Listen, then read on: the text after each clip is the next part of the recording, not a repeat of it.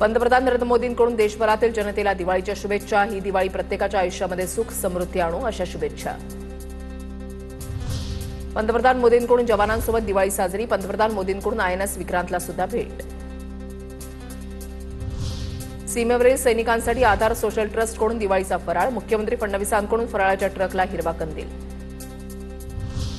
3.5 शक्तिपीठांपैकी आद्यपीठ असलेल्या सप्तशृंगी देवीच्या भाविकांसाठी महत्त्वाची बातमी।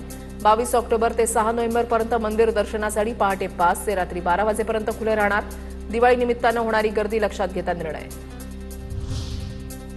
कोल्हापूरच्या अंबाबाई मंदिरामध्ये काकडा सोहळ्याला सुरुवात। नरक चतुर्दशीपासून पुढील 15 दिवस मंदिराच्या शिखरावर काकडा प्रज्वलित करणार।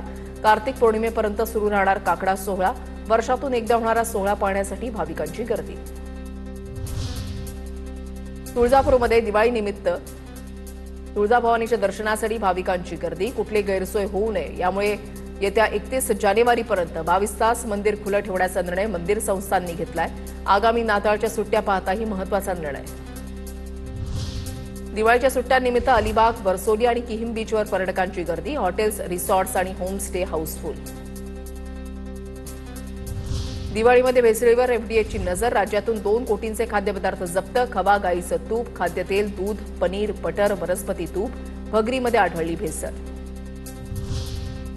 सांगली शहरामध्ये दिवाळीच्या पहिल्याच दिवशी पाणीपुरवठा बंद।